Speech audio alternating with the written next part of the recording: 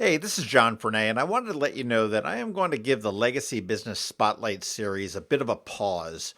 We came this close to making it a full year. We do have the content, we do have a lot of businesses lined up, but with the COVID-19 pandemic, I felt it really wasn't appropriate. It wasn't the time to continue it. As soon as we get past this, we will resume, and in the meantime, starting next Saturday, we'll be re-releasing some of the older episodes. Of course, we're always looking for suggestions of businesses to feature on the Legacy Business Spotlight, so feel free to send me a suggestion at info@eyeonannapolis.net. So for this weekend, I do want to introduce you to Rachel Varn. She is the owner of Pedal Power Kids, and that's all about biking, a perfect and healthy way to cope with the isolation of a pandemic. Have a listen, and when we all come through this on the other side, make sure you check out Pedal Power Kids for real. If you have a kid or an adult that needs to learn to ride a bike, or if you're looking for a summer camp, Rachel probably has the answer for you. Until we meet again, stay safe, keep your distance, wash your hands, and stop touching your face. And now, Pedal Power Kids. Some businesses succeed, some don't. Then there are those that seem to have been around forever. The true entrepreneurial success story. How did they do it? What was their vision? What makes a success? In this special episode for Eye on Annapolis, we speak with the true success stories, those business owners that have been around for decades, learn from their successes and failures. Now, here's host John Fernay. Can't picture a better place than out here along the B&A Trail behind the Big Bean in Severna Park. And we're with Rachel Varn, who is you're the owner of Pedal Power Kids, right? Yes, I am. Okay, well, Pedal Power Kids, I mean, this just sort of came to me. Actually, I was speaking with Mary Ostrowski at Weems Creek Nursery School. And she said, you need to talk to Rachel because she's got such this great program. And I've recently gotten into biking. And I say recently as an adult, but probably 3 years. I mean, I bought a bike, had it stolen when I got robbed, and then I bought another one. So I was stupid enough to buy another one. And I have done the Lifeline 100, which is coming up in October of every year. Yep. And that's always fun on the B&A Trail. And if you're brave enough, you can go on the roads of Anne Arundel County. And I know you've participated in that event several times yes, as well. I have. With Pedal Power Kids. With Pedal Power Kids, we always we do the free children's bike safety rodeo. We set up a really fun obstacle course there, and we usually run about 100 kids through it each year. I've also ridden the event several times myself. I've done the full. I've done the 100 before. So you're one of those. So, but I have to get back in time for the rodeo. Right. So sometimes I've got to just power through and not even hit the aid stations. Wait a minute. This rodeo jumps in around like 2 o'clock or 1 o'clock. So you're telling me you ride 100 miles before 1 o'clock? I'm trying to think if I've done the 100 before 1. I've definitely done the 67 before 1, the metric century, but I maybe haven't ridden the 100 since I started Pedal Power Kids. That's crazy. But crazy. I've had to have some quick mornings in order to get both my ride in and get to ride with the kids. Still some of the concepts of that. I know I've talked with Alex Pline before, and then he's helped to run the thing, and he's like, oh yeah, I rode from home, and I know where he lives. And I'm like, all the way up here? But tell me about Pedal Power Kids. I mean, This was interesting because, I mean, you do the bike safety thing. I've seen you at Pitt Moyer Rec Center with the van and everything else. We partner with what is Pedal Power Kids? So we teach kids and adults of all ages, all abilities, how to ride safely and confidently. So we do that everything from toddlers on balance bikes, so really getting them on bikes at an early age, as young as 18 months, up into kids that maybe didn't learn at that sort of early elementary age, maybe for one reason or another. So we partner with the city rec and parks, county rec and parks, and then a number of schools, public and private, around the county, to offer programs for kids. So this is sort of like driver's ed for the little set. Yeah, I like to think of it that way. And then what's really fun is that those kids want to stay with us and continue to ride. So we run bike clubs and we run adventure camps year round. So those are for kids who already know how to ride, but they just want to get out with a group and ride. And it's something that kind of takes me back. Most of us as kids had a lot more sort of freedom to be out riding, and that's not necessarily something that is as achievable for a lot of kids these days. So it's funny that you mentioned that, because I mean, as you were talking about that, I'm having this flashback. In third grade, I mean, I'd roll home from school, I would throw my books in my room, I'd hop on my bike, and my friends and I would go terrorize some neighborhood or something like that until somebody screamed for dinner. Exactly, until somebody rang the dinner bell. Yeah, exactly. And that's just really not, unless you live in certain areas. I mean, right now, if I had young kids, I mean, unless I lived right here, like on the B&A trail, I would be terrified to let my kids out terrorizing the neighborhoods. Like we did. Yeah, I mean, it's there for a lot of reasons. A lot of kids don't have that kind of freedom, but we want to bring that back. We want to have kids feel comfortable and confident, and their parents feel comfortable and confident with their ability to get out and ride. Even the B&A Trail is a good example. It's an amazing resource. We're sitting here. I rode here right after I dropped my daughter off by bike at her elementary school. But a lot of families with young kids don't necessarily feel comfortable riding on the B&A Trail because there are riders who are riding at a high speed. There are intersections where there are cars blowing through. So part of what we do is to really try to help develop the skills that kids and their families need to be able to ride confidently, on a trail. In their neighborhoods in a lot of different settings. Did biking drop off as far as a hobby or a thing as from when we were kids? And I say we. I don't mean to include you into my generation. It sure did. So I think that I'll have to get the exact numbers, but in the 60s, I want to say that like about 37% of kids walked or rode bikes to school nationally, and now that number is like under 5%. Wow. So it has dropped off, but it's coming back, which is the really cool part. There are a lot of efforts, public and private, to get kids riding more and to get kids riding to school. There's a national interscholastic mountain bike league that I'm also involved with for kids in grades 6 through 12. So there's a whole lot of efforts to get more kids on bikes, and I think we're starting to see participation pick back up. There's also, there's so much that's there. I mean, obviously you get fresh air, you can get out from behind the screen. Yep. Yep. And the iPads and whatever else there may be. But I mean, you've got the exercise thing. And I mean, we've developed into a country that has not exercised nearly as much as we can. I mean, I'm somewhat of a poster child on that myself, but you get out and I do enjoy it. It can be very exertive. I don't know whether that's a word. If it's not, I just made it up, but it can be a very rough exercise to exert yourself. And other times it can be just very cool and very meditative, very calming. There's some great data with kids and ADD, ADHD in terms of like self-regulation and how bikes can help them. So they've done ride studies with kids who ride to school who have better focus. And what I hear from so many parents whose kids have been through our programs is that not only have our programs really boosted their kids' confidence and gotten them more active and healthy, but that riding really kind of helps with a lot of the sort of anxiety. And it's just there are a few things that feel as good as like riding your bike on a sunny day, with a friend. And that's what we hear from kids. I do programs at Naval Academy Primary School. I do bike club there, and right now I have a group of 10 boys. They're God bless you. All boys. I don't know why it's all boys this session, but they're primarily, so they're kind of kindergarten through third grade. And when I arrive on Fridays, they are like so excited. They are bouncing off the walls. I mean, the first 10 minutes are just pure chaos. And then as we ride, you can just see like everybody is just sort of settling down, and like the bickering between the kids stops, and everybody is just like all of a sudden feeling this kind of calm that I think comes from being on the bike, where it is just sort of meditative, as you turn the pedals and as you hear the birds chirp and get to kind of see life, the world around you. So it's pretty amazing when we come back and everyone is just so calm and kind of thinks it feels like it was like the best part of the week. So I love that. Well, the programs you talk about, okay, so you go actually to locations to instruct kids on how to safely ride the bike. And I'm sure that involves helmets and real footwear as opposed to the sandals and probably long pants, I guess, but that might be yes or no in the summer. But what's involved in teaching kids?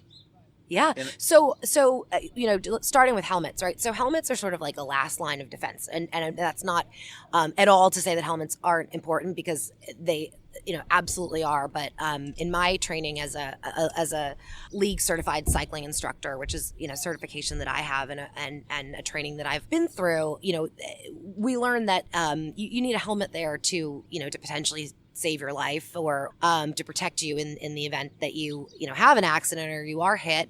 But before that, you have to have the skills to be able to ride safely. So it really starts with kind of developing those fundamental skills. And for kids, that starts with balance. So a lot of people think that riding a bike is about, pedaling. Pedaling piece is for kids developmentally is pretty easy for them to grasp, but it's the balance and sometimes the core strength that's missing. So what we do in our programs is that we start kids off on balance bikes, and balance bikes or kick bikes are the little bikes you see that have no pedals at all.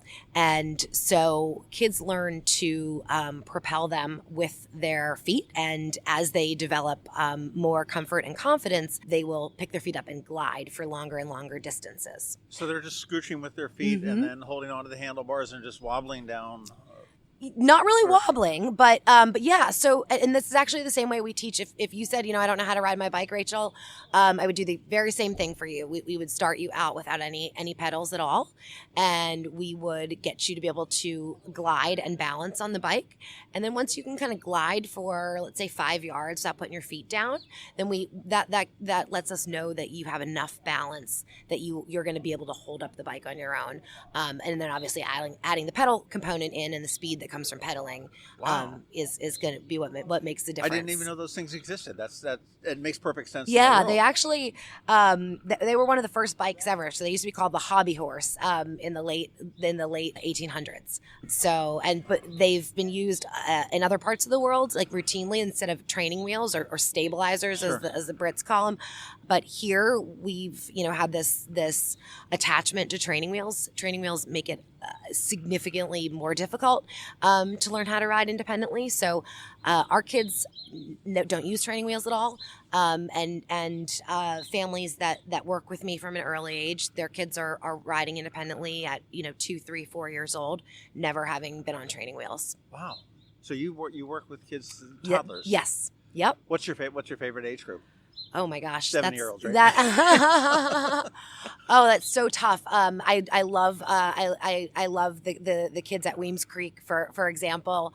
The toddlers are so fun. They're so they're little pocket rockets because they're so close to the ground, but they haven't developed all that much fear. I love working with. I would say kind of somewhat older boys, sometimes who've decided that bike riding isn't for them, and they've sort of put up their defenses about it. And I don't want to ride a bike. And then once they've learned, those are the kids who their parents just can't stop talking about how life-changing it's been, because they just have this new confidence and this newfound activity that they can do that isn't necessarily competitive sports. That's a challenging part of living in this area, is that sports. And there's pressure. Yeah, sports get really competitive at a really early age, and if that's not your thing, a lot of families kind of don't know where to turn. They don't want their kids sitting inside playing video games, but they also don't want to do travel baseball at 7 or 8 years old. So it's also I've got to imagine it's a fairly wholesome activity that parents feel a little bit more comfortable, and that's not to say that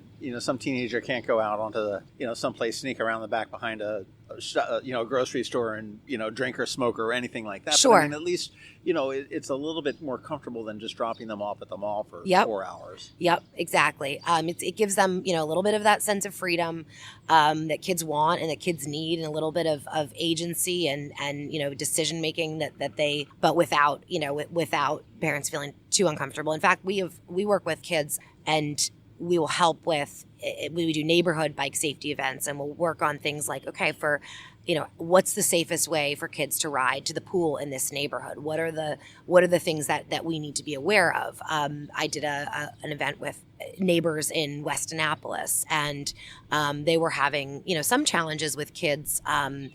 They've got tons of kids who ride and who ride to school, which is awesome.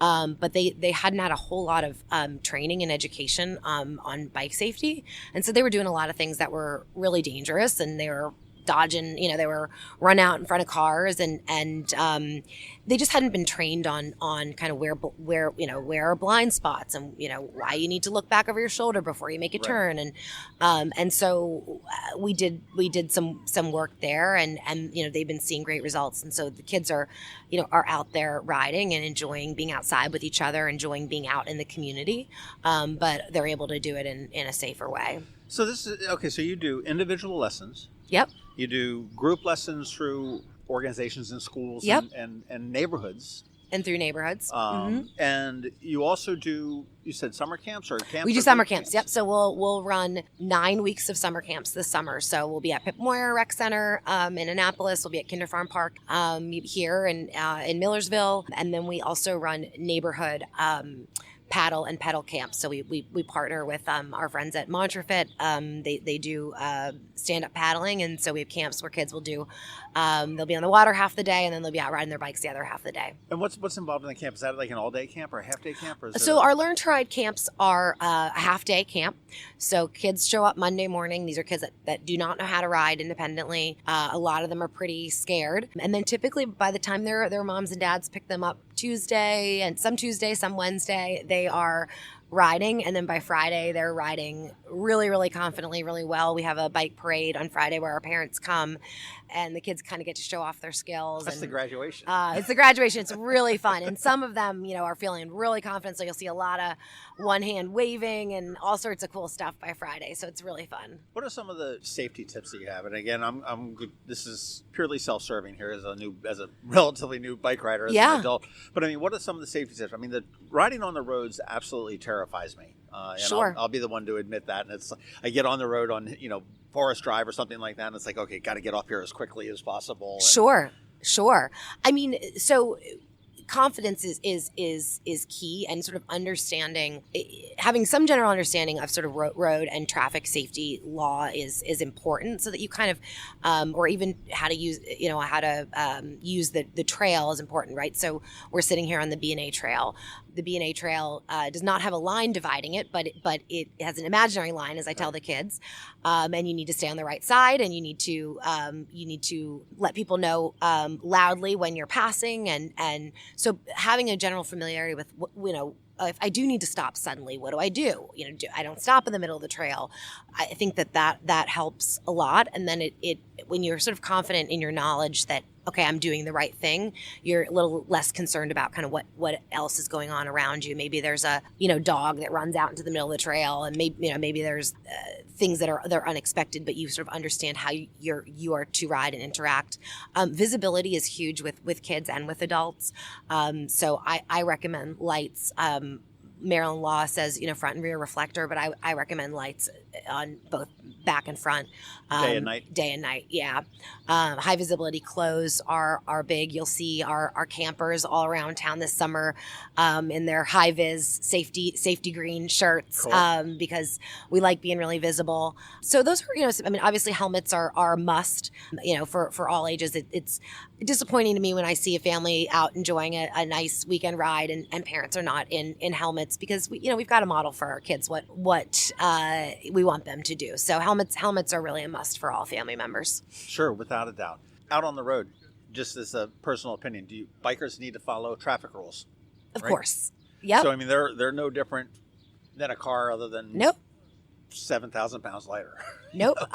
Nope. There is always a lot of discussion and social media when there are incidents, and there are bad drivers who don't adhere to the rules of the road, and there are cyclists who don't adhere to the rules of the road. But I think everybody is out there what drivers, need to understand, obviously, is that cyclists and pedestrians are a lot more vulnerable. They're not in a 6,000 pound metal box. But I think that, everyone needs to obey rules and then also just slow down. I mean, we're in this together, spend 5 seconds paying a little bit more attention to what's going on around you. It you. took me so long growing up to realize that I used to drive my mother down to Florida, and doing 85 miles an hour versus 65 miles an hour gets me there 20 minutes earlier. And in the grand scheme of things, it doesn't really make too much of a difference. And just a little bit of situational awareness as to what's around you. It makes a big difference. And, it makes no sense in the world to get into, pardon the language, but a piston match over the rules of the road. Sure. When somebody gets hurt, yep. or property gets damaged. Yep. You don't want to damage a car. Yep. Being a bicyclist, and certainly you don't want to damage a bike or the person yeah. riding the bike if you're driving a car. Yeah. Which is I tend to follow the stop sign on the B&A trail when I do the B&A yep. trail when you cross the yeah. various roads, and some people will slow down, they'll sort of peek around the corner and scooch over, and I think I get dirty looks when I do stop, but I do stop, I look, you I gotta want to stop. make sure that yeah. it's there. You got to stop. I take so many kids out on the trail, and we take the stop signs very seriously, because although they're crosswalks, that they certainly don't necessarily stop drivers. So yeah, we stopping on the trail is key. Well, you mentioned that you're on the board of Bike Annapolis and Anne Arundel County. Mm-hmm, I am. Or it might be Bike Anne Arundel County and Annapolis. It's like Bike AAA. Yeah. Bicycle advocates for Annapolis and Anne Arundel County. Yes. And so Anne Arundel County is really, and you can probably speak to this a little bit, it's really been expanding their bike trails.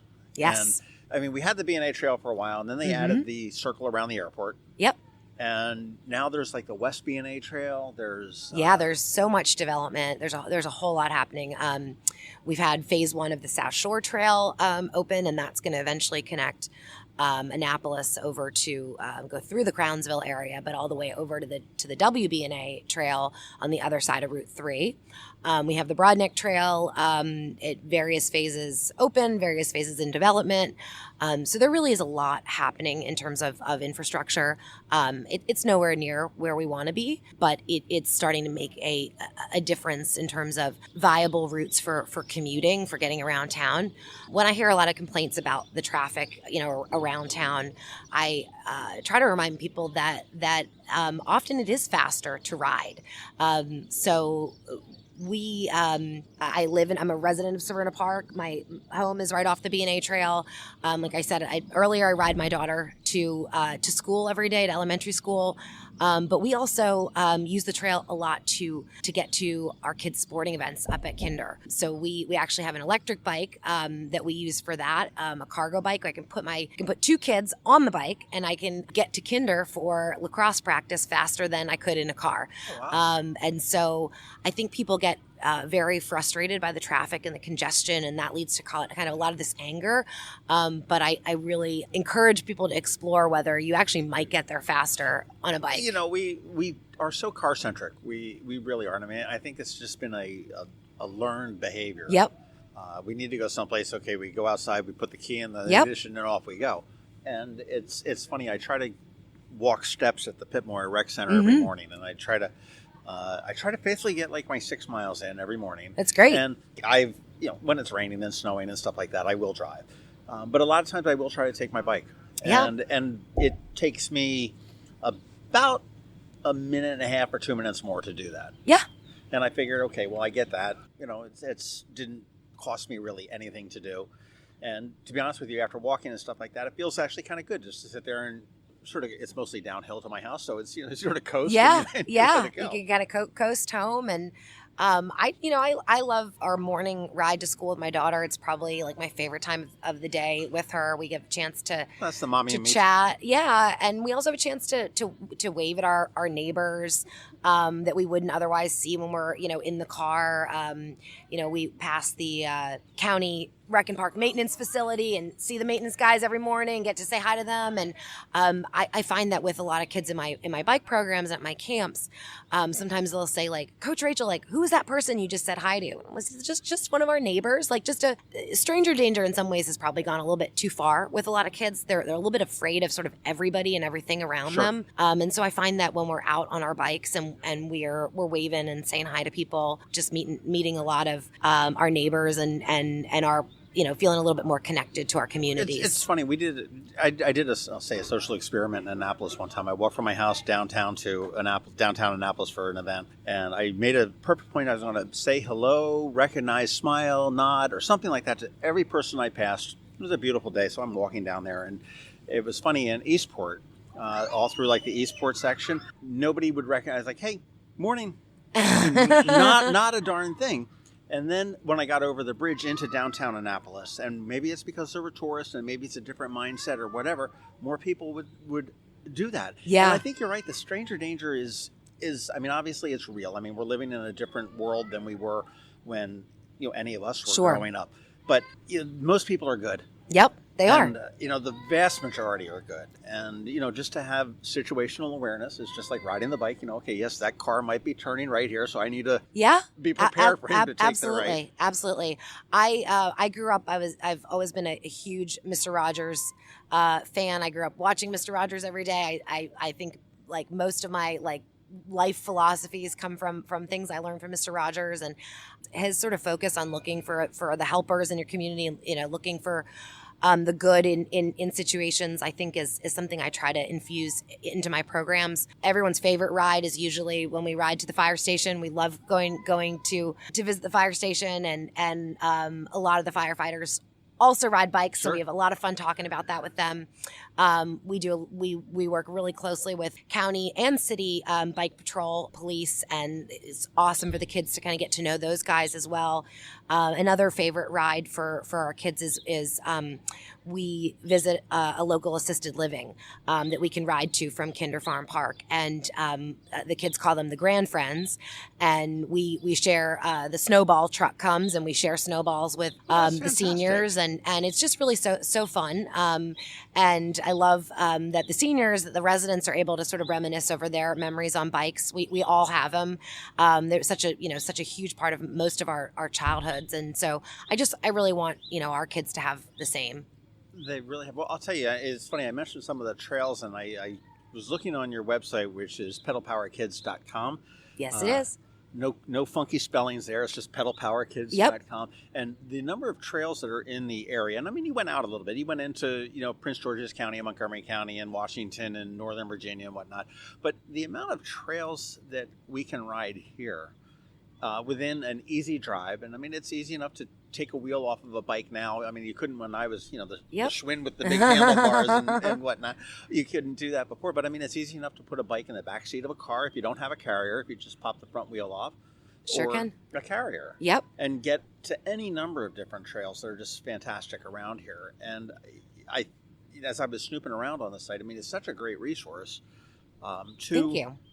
Find things to do. I mean, I'm probably going to make a checklist out of the trails. Oh, good. To good. do and say, okay, well, we'll do this. We'll do that. There are a lot of fun options, and it's just such a fun family outing. And well, I did like the tip that you put on and I don't remember the name of the trail, the one that goes between someplace in Pennsylvania and Cumberland. The Gap Trail, yes. And you said start on the other side because it's mostly downhill. That's that's the kind of tip I want. The Gap Trail is awesome. And a couple weeks ago I was at Bike Advocacy Day, at the Maryland State House, and there was another bike advocate from far western Maryland that was out there trying to get people excited about the Gap Trail. So I let him know I'm always letting people know about how much of a great family adventure the Gap Trail was. I did it with my kids and my parents. So it was a 3-generation trip a couple summers ago, and it was just a whole lot of fun. How long did it take you?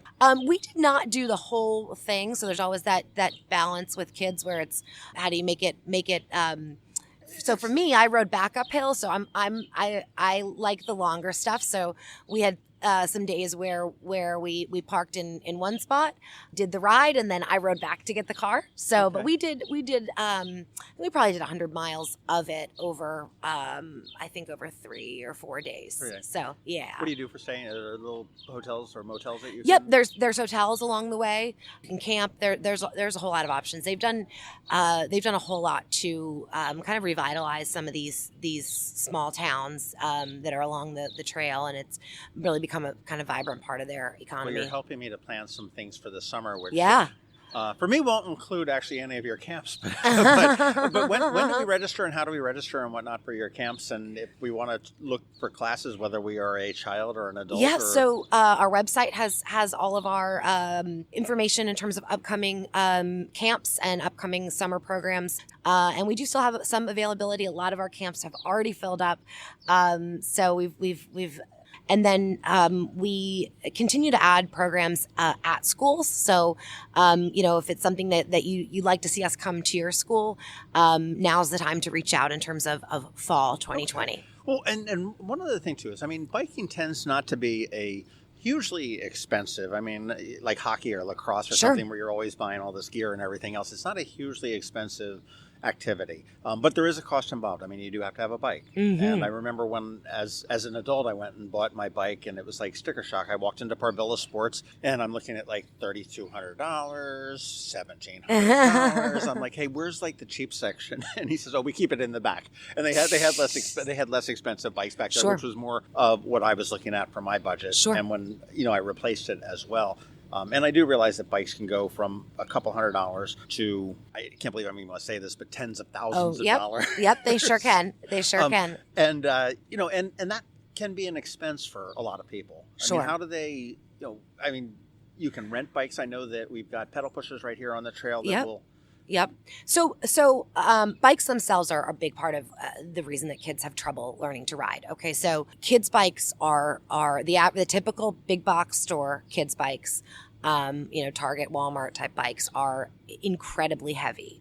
They are way overbuilt for various for liability reasons, right? So the average kid's bike might weigh as much as more than half of what the kid weighs, right? So that's, if I put myself on 100-pound, bike, I'm going to struggle to get it moving forward. And so we find that the bikes themselves are a lot of the reason that kids struggle. So we work with a brand called Woon Bicycles that they make amazing kids bikes that are super lightweight, that are actually the correct geometry for kids. A lot of kids bikes are just incredibly awkwardly shaped and that have really exceptional handbrakes. I find that most kids who have trouble learning or who are very, very nervous riders who lack confidence, it's usually because they don't feel like they can stop. And not being able to stop or to control your speed is really off-putting for anybody of any age. Yeah, in your car. So, yeah, that's, when parents say, well, does this coaster brake, does it really make that big of a difference? And I said, well, if you got into your car and we're heading out somewhere and we're kind of like 50-50 about whether your brakes were working, you probably wouldn't feel that great either. Right. So the bike makes a huge difference. For our programs, our kids use or rent our bikes. And they learn on the Woon bikes that we sell and that we have a fleet of. And so a lot of families decide that those are the bikes that they want to then invest in. But for other families, then we help them transition back to whatever bike they're going to be using. And it's a much easier transition once they've learned on one of our bikes. It's a whole lot easier. So you supply the bikes. We do. Mm-hmm. Now, is that required? No, it's not required, but it's recommended. Yeah, it's the bikes like everything else.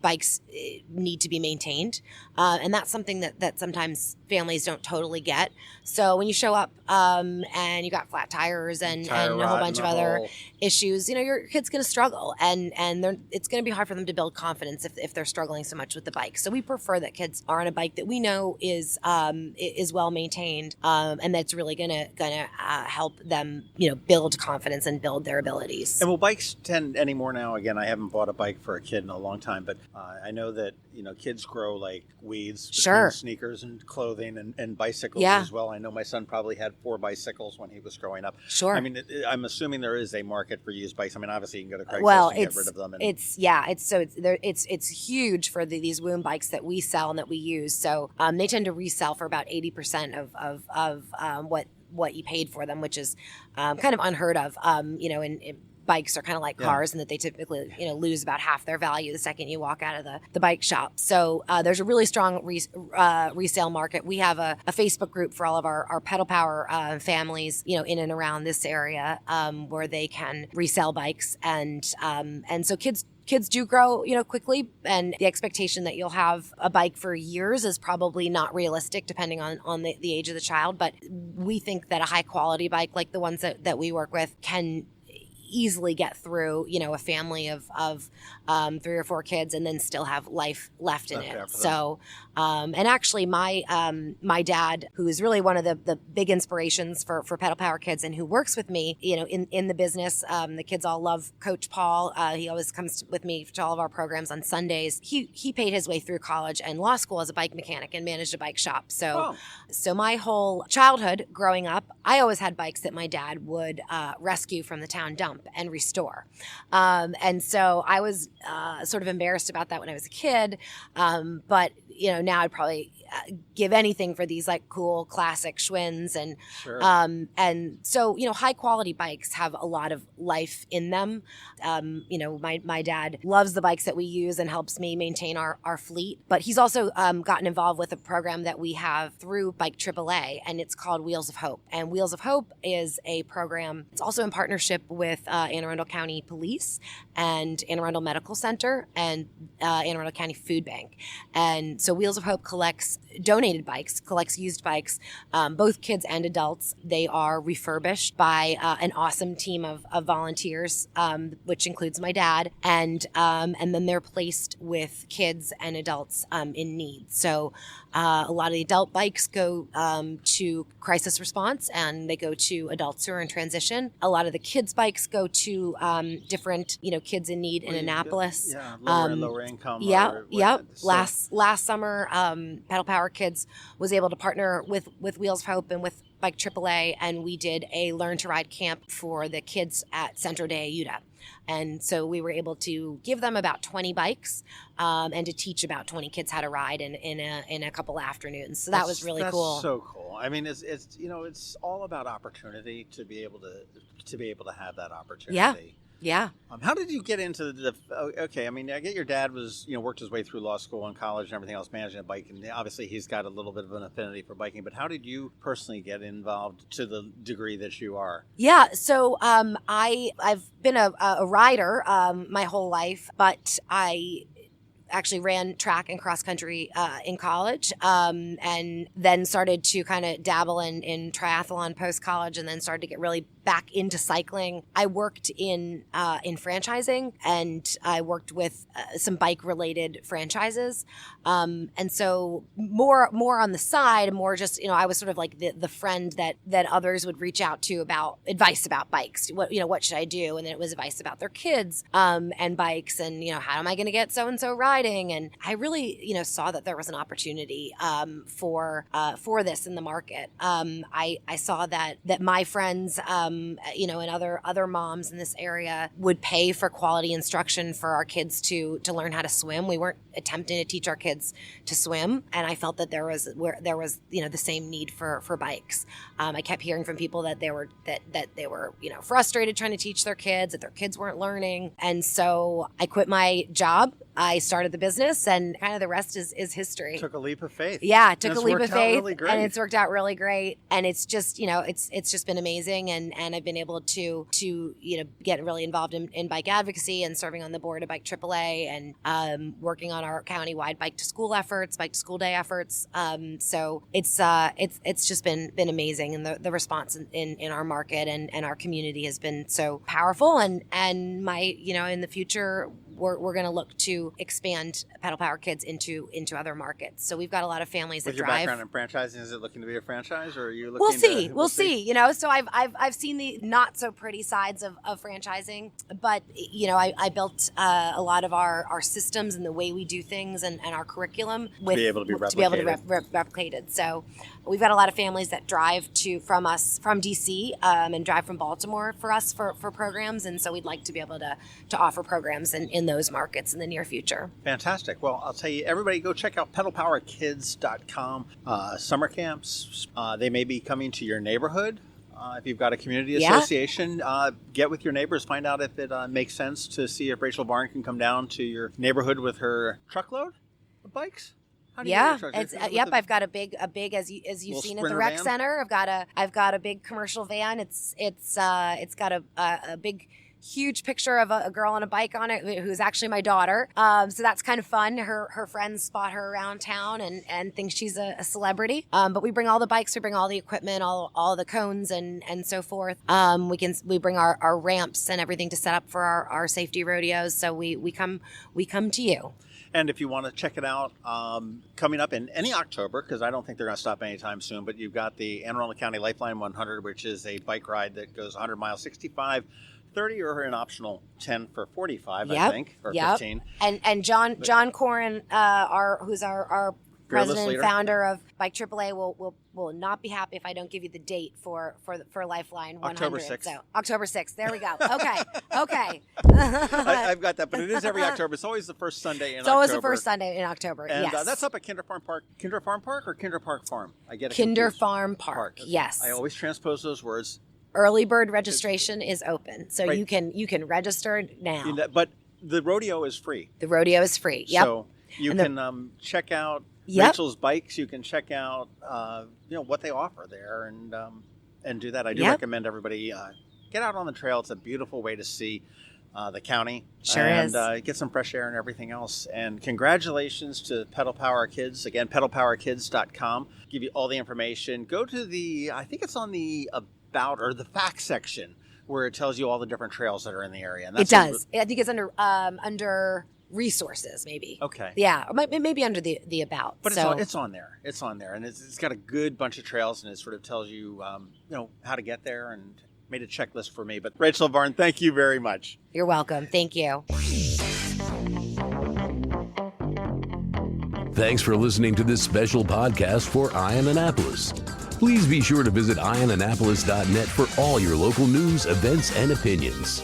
And in case you haven't already, please subscribe to the Annapolis Daily News Brief, where we bring you your local news direct to your phone or tablet every Monday through Friday at 7 a.m.